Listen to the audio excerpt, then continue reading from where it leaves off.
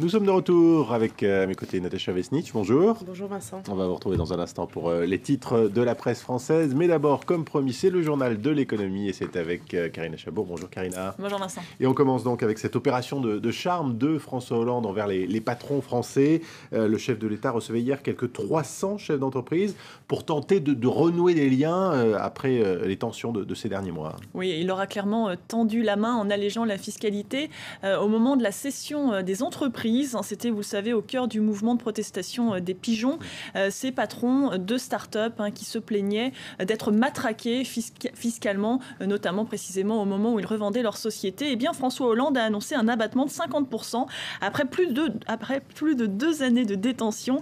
Un chiffre qui grimpera à 65% après 8 années et même à 85% pour les créateurs d'entreprises. Précisément, le but, c'est de favoriser la création d'entreprises et de l'emploi. Et puis, autre mesure annoncée, la réforme de l'épargne pour favoriser l'investissement en actions et même des programmes de sensibilisation des élèves au monde de l'entreprise. Alors, est-ce suffisant pour les satisfaire? Nous recevrons, pour répondre à cette question, le représentant des pigeons, Jean-Daniel Chamboredon. Ce sera dans l'édition de 7h45, heure de Paris. Le rendez-vous est pris. On continue de parler argent. Karina, les billets de 5 € se refont une beauté. Oui, dès jeudi, les nouveaux billets seront disponibles en Europe, dans les guichets et dans certains distributeurs.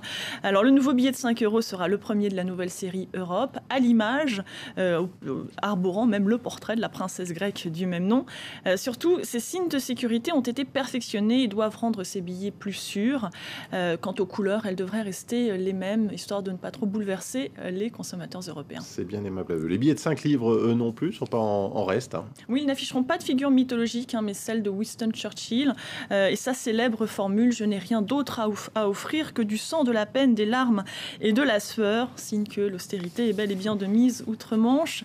Winston Churchill rejoint ainsi Charles Dickens et William Shakespeare, mais avant de pouvoir s'en servir, il va falloir patienter. Ils ne seront pas disponibles avant 2016. Alors, tout ça nous conduit au marché financier et les bourses asiatiques ce matin. Alors, en ordre dispersé, la bourse de Tokyo évolue en baisse à cause d'une hausse du yen.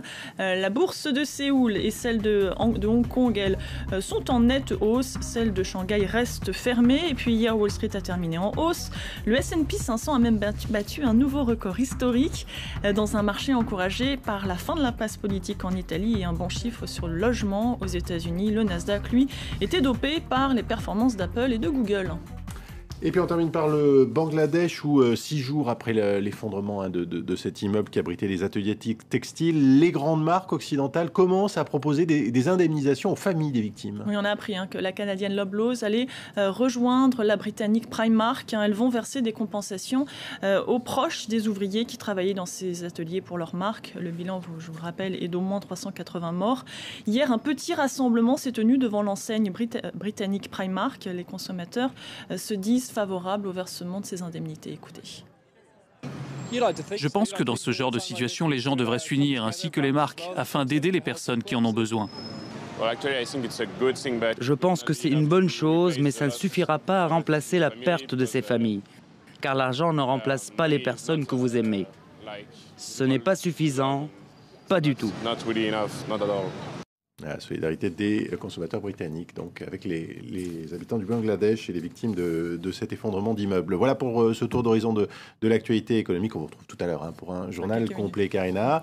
Natacha Vesnic, c'est à nous maintenant pour les titres de la presse française. On commence avec le Figaro qui, en cette veille du 1er mai, s'intéresse aux manifestations à venir. Oui, alors mai 2013, le mois de toutes les manifestations, titre Le Figaro en une ce matin. Effectivement, les manifestations vont être nombreuses en ce mois de mai. Demain, 1er mai, donc la manifestation pour la fête du travail. Les syndicats seront dans la rue. Le Front National aussi pour son traditionnel défilé en l'honneur de Jeanne d'Arc. Dimanche, c'est le Front de gauche qui appelle à manifester contre la politique d'austérité du gouvernement. Les anti-mariages gays, eux, battront également le pavé dimanche. Bref, une nouvelle épreuve pour François Hollande, nous dit Le Figaro, qui est déjà